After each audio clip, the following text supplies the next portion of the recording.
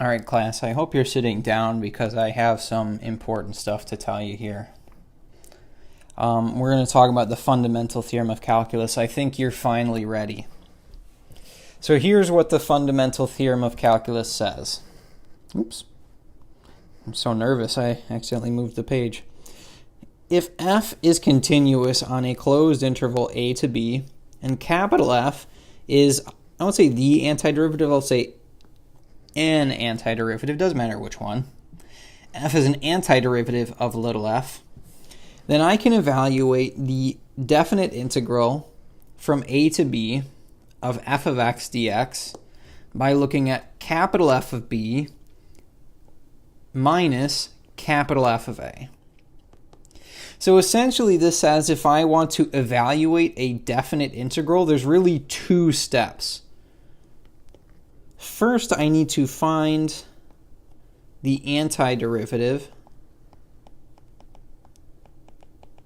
or indefinite integral, which we'll call capital F of x. So find that antiderivative first.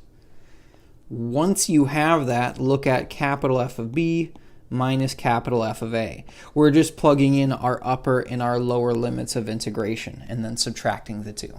That's all there is.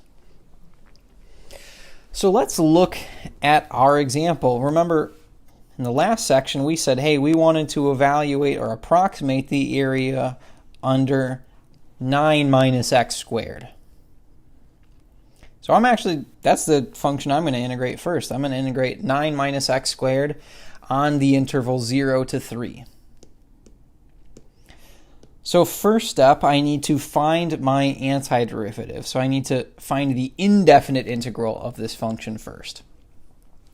So just using my power rule, that would be 9x minus x cubed over 3. Then I'm going to draw in a little shorthand here. This line here at the end, 3 and 0, this says, hey, I'm going to take this function that I just found right here, 9x minus x cubed over 3. I'm going to plug in 3. I'm going to plug in 0, and then I'm going to subtract the 2.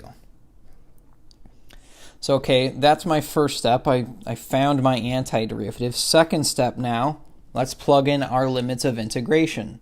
So first, 9 times 3 minus 3 to the third over 3 minus 9 times 0 minus 0 to the third over 3.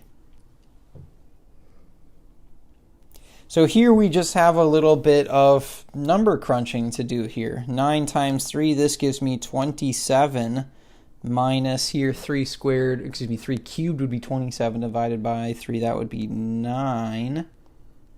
Minus over here, 9 times 0 is 0, minus 0 to the third is 0, over 3 is 0. So I end up with 27 minus 9 is 18, minus 0 gives me 18.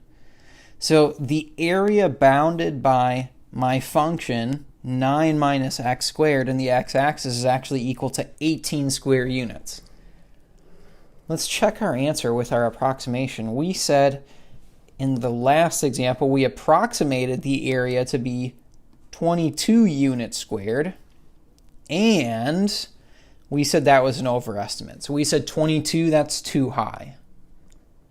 We went and we found the actual area under the curve, 18. Yep, that is absolutely less than 22.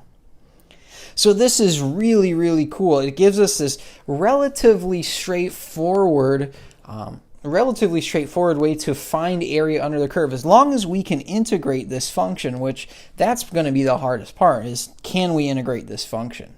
As long as we can integrate that function, we can find the area under these curves, which is really cool. So let's look at some more examples. We're just going to look at a bunch here. So next I have, and actually let me just rewrite this because this is kind of messy already. We want the definite integral from 0 to 6. I have 2x minus 1 dx. So okay, my first step, I need to find the antiderivative of this function. So here, this is just a power rule. I should have x squared over 2, or just x squared, minus the antiderivative of 1, that's going to be x, And then I'm going to evaluate this at 6 and at 0. So all right, what do we have here? We have 6 squared minus 6 minus 0 squared minus 0. If you want to, you could figure out this part first and then this part separate and then subtract the two. The order that you subtract them is important, but if you want to break this whole thing up into kind of 2 or 3 steps just to make it easier to manage, then absolutely you can do that. But here I got 6 squared. This is 36 minus 6. Minus over here 0 minus 0. So that's just 0. 36 minus 6 gives me 30 is the value of my definite integral.